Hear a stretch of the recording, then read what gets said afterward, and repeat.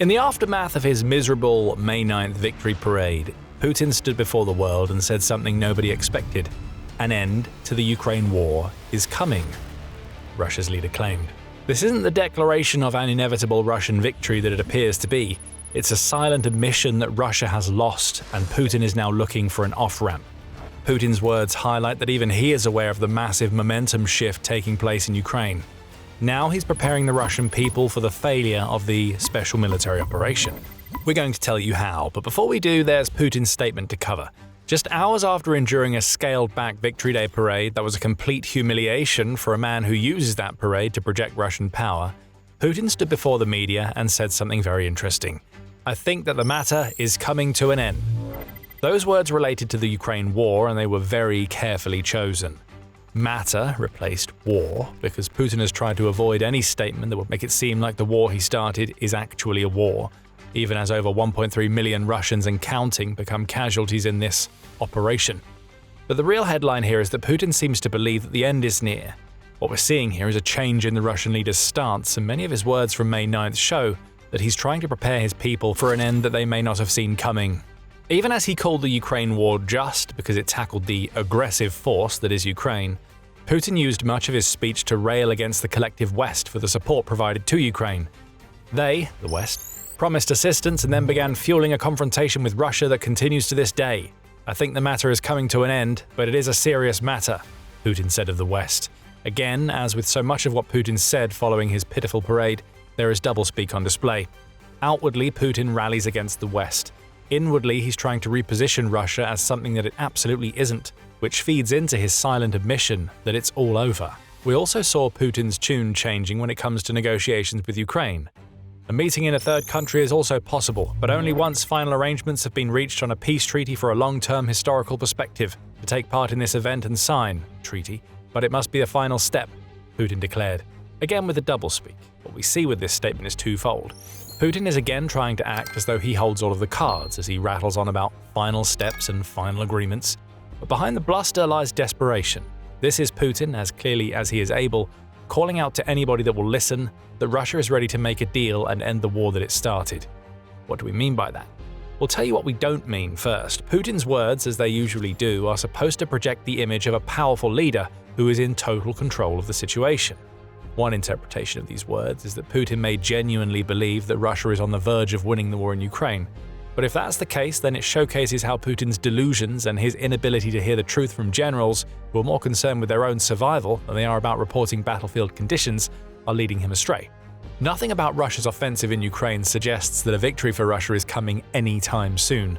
According to the George W. Bush Presidential Center, Russia only managed to take about 1% of Ukraine's territory in 2025. There's another 80% or so to go, so inevitably at this rate would mean that Russia would claim the win in 80 years. Nobody could claim that the matter is coming to an end when seeing those figures. And assuming that Putin is being told the truth by his generals, he'll also know that 2026 is going to be even worse for Russia. Ukraine has regained over 400 square kilometers in the south. The spring offensive against the Donetsk fortress belt has stalled, and April saw Russia lose more territory than it gained for the first time since August 2024 and Ukraine's counter-invasion into Kursk. There has been no increase in the tempo of Russian gains, quite the opposite, in fact, as Russia hits monthly casualty rates of around 35,000 soldiers. So bringing all of this together means that we don't believe that Putin's post-parade statements were an indication that he feels that Russia is about to win in Ukraine. Even the most deluded leader would see that the win isn't happening. Instead, it's what's behind the words that Putin said that interests us. Something a lot deeper is going on, which indicates that Putin is preparing for a very different end from the one that he and his people envisioned. Putin's words weren't about the inevitability of Russian victory. They were a preparation for the withdrawal to come. What we're really seeing in Putin's words is the start of a propaganda-laced spin campaign that is being used to prepare the Russian people for Russia's withdrawal from Ukraine. Putin's outward and open mentions of peace talks are a sign of that. But perhaps the largest sign that Putin is looking for the exit ramp on his invasion is that he used his speech to attempt to reframe Russia as a victim rather than the aggressor. Pay attention to what Putin said about the West. More so than even Ukraine, Putin is trying to frame the West as the main threat to Russia. There's a very clear point to that. Putin wants his people to think that the war they're now fighting is about surviving the West and NATO, rather than overcoming Ukraine. And if it seems like a strange claim to make, know that the post-parade speech isn't the only time that Putin has done this in very recent memory. Just a day later, Putin continued his attacks against NATO. He turned his ire toward Finland, claiming that the nation only joined NATO because it hoped that Russia would collapse under the pressure that NATO was putting on Russia through sanctions and providing aid to Ukraine. We'll just ignore the threat that Finland felt from bordering a nation that had launched an invasion against one of its neighbors, shall we, Putin? Putin pointed toward construction along the Sestra River as evidence that Finland simply wants to take advantage of Russia's collapse. Putin has also claimed that Western countries believed that Russia would collapse within 6 or 7 months, and that Russia's entire banking system would fall apart, leaving millions of Russians unemployed. What we see here is the spinning of a new narrative. Putin is flip-flopping to cast Russia as a victim of NATO aggression, with Ukraine almost being a byproduct of that aggression, rather than the nation that Russia invaded back in 2022. This isn't about the success of the special military operation anymore. It's about Putin selling a new message: survival instead of victory. That's the new propaganda spin, and the post-parade speech hints at all of it. Of course, Russia positioning itself as a victim of NATO aggression is nothing new. Much of the culture built in the country under Putin revolves around the perpetuation of a victim myth, where Russia is always the hard-done-by nation that is responding to aggression perpetrated by others rather than being the aggressor itself. Putin will also dig as deeply into history as he can to keep this myth going. As The Conversation pointed out back in 2022, he's already used the examples of the invasions of Russia by both Sweden's Charles XII and Napoleon, as well as Adolf Hitler's Operation Barbarossa, to cast Russia as the perpetual victim.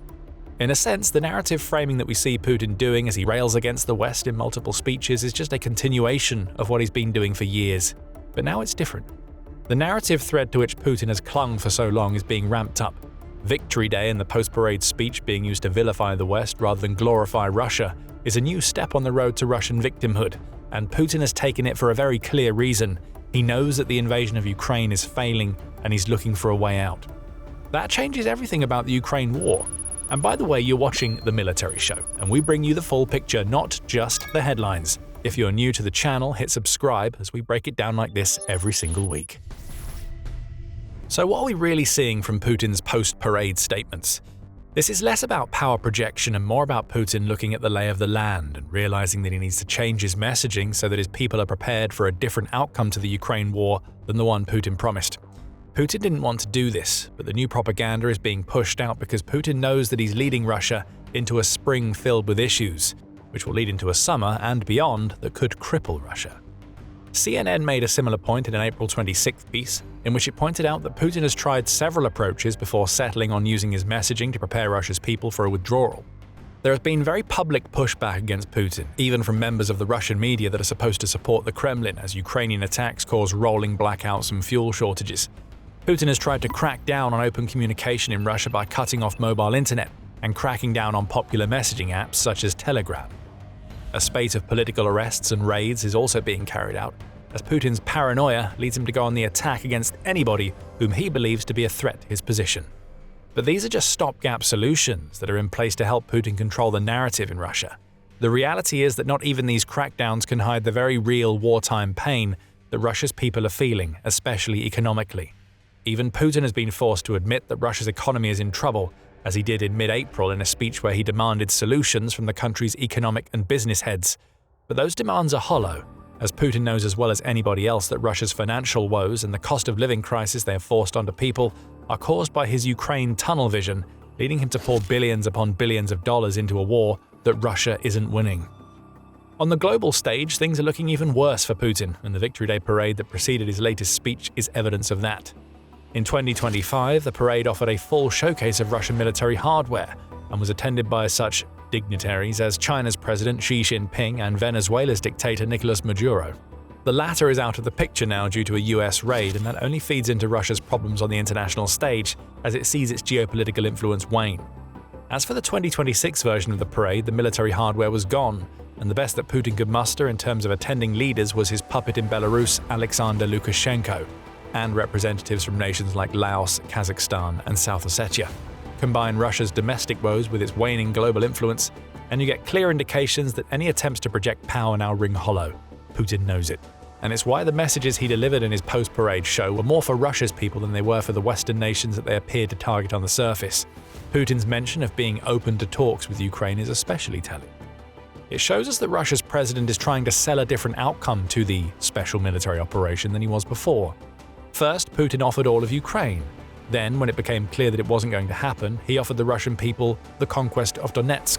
But as Russia's offensive in that region falters and Ukraine makes gains of its own, the best that Putin can now offer is a peace deal of some description that gets Russia out of Ukraine, not because of Ukraine itself, but due to the false Western spectre that Putin wants to convince his people is victimizing Russia. Putin is now forging a new narrative path because he knows that he's been backed into a corner. He sees that people inside Russia are turning against him and his past messages of dominance in Ukraine. Even with all of the Kremlin's information control, the Russian people know that it shouldn't be taking 4 years and counting for Russia to achieve victory, based on Putin's past assertions of Russian power. They also see prices rising and the thousands of people who are heading to the front lines never to return. Even the approval rating polls conducted by state-run agencies are showing that the tide of public opinion is changing against Putin. VTS-IOM, which runs polls on behalf of the Kremlin, reports that support for Putin among his people has dropped from 74% in February to 65.5% in April, El País reports. Maybe that doesn't seem like such a sharp drop, but in a country where people are afraid to speak out for fear of retaliation, it's massive, and Putin knows it. Seeing these domestic shifts, Putin is now trying to reposition a peace deal as a victory for Russia. It isn't. Pushing for peace is a capitulation of everything that Putin claimed would be achieved by the special military operation, and he knows it. That's why he's claiming that Russia is the victim of NATO in his speeches. That way, Russia doesn't lose to Ukraine. It withdraws to protect itself against the West. But the question has to be asked, why now? Putin's subtle shifts in storytelling aren't happening for no reason. There are the territorial issues that we've already mentioned. It's no coincidence that Putin started trying to change the narrative just a few days after the news broke that April had seen Russia record a net loss of 116 square kilometers of territory in Ukraine, indicating that the Donetsk offensive had stalled and that Ukraine's push into the south is succeeding. That sort of turnaround in momentum doesn't exactly gel with Putin's past tales of Russian dominance and inevitability. But even if the messaging is now being designed to prepare the Russian people, the real reason that Putin is making mention of peace talks and claiming that an end to the Ukraine war is coming is simple. Putin is losing leverage. Ukraine's territorial gains, Russia's faltering push, and the simple fact that Ukraine is still standing after 4 years all means that Putin needs to push on with peace talks now because he sees that momentum is shifting out of Russia's favor. Putin knows that if he stalls until the end of his spring and summer offensives, then Donetsk will still stand when it was meant to have fallen, and Russia will look even weaker than it already does. There are also no signs that Ukraine is going to back down. A $106 billion loan package from the European Union or EU has finally been signed off, following the removal of Viktor Orban from the Hungarian seat of power. Again with the collapsing geopolitical influence, Putin? Another of your cronies is gone. Russia has also failed to force EU nations to back off from providing direct military aid to Ukraine. He's also watched as many EU nations sign drone manufacturing deals with Ukraine, and as Gulf nations affected by the war in Iran come calling to Ukraine for help, to the point where they're signing decade-long defense deals. As we speak, around 20 countries are either signing or eyeing drone deals with Ukraine, the Odessa Journal reports. The message that Putin gets from all of this is that Ukraine is becoming a powerhouse, and that's not just militarily. Russia's army knows how devastating Ukraine's defense has already been, but geopolitically, Ukraine is pulling ahead of Russia to forge the sorts of ties that Putin is failing to create. It's all about momentum, and that extends outside of Ukraine itself and into the global sphere. For Russia, reliable allies are being lost, and the cards Putin thought he held are proving to be blank. What Putin's cards really show are unsustainable losses, a crawling advance that is slowly being reversed, crumbling geopolitical influence, a shattered economy, and a leader who is desperately trying to hold it all together domestically as public opinion turns against him. That's what Putin brings to the table in peace negotiations, and it's why he's looking to cash out now. None of this is going to change for Russia in the future. Putin can't protect his global allies anymore. Ukraine isn't going to capitulate as more Russian casualties are racked up and the state of Putin's 2026 offensive is exposed. And there is no light at the end of the tunnel for Russia's economy that doesn't involve Putin changing course and getting out of Ukraine. That's why the messaging is changing. Putin is preparing his people for a peace that he hopes will come. When a deal is signed that inevitably doesn't give Russia everything that Putin promised in February 2022, Putin needs his people to see that as a good thing. This wasn't a Russian failure, is the story that Putin needs to tell. Ukraine would be part of Russia again if it weren't for the West. As long as Putin can hold that narrative together, he may just stand a chance of getting out of Ukraine with his grip on the Russian presidency intact. But he needs to act now. When you look at the silent message behind the words that Putin is saying, you start to see the preparation being put into place. Putin knows that he's lost. His post-parade speech proves it. The question now is how well the Kremlin can spread its new narrative among the public before Putin is able to bring the matter to an end. That's a question that may take months to answer. But every day that passes until the Ukraine war ends is only weakening Putin's position. We told you earlier that the Russian public is turning against Putin. Even more worrying for Russia's leader is that there are voices in Russia's State Duma that are speaking against him. One of those voices said that all of the conditions for a revolution on the scale of the one that Russia saw in 1917 are now in place. You want to find out more? Check out our video, where we explore statements made by the leader of Russia's Communist Party and what they mean for Putin. And if you enjoyed this video, remember to subscribe to The Military Show to see more insight into Putin's words and what they really mean. And thank you as always for watching.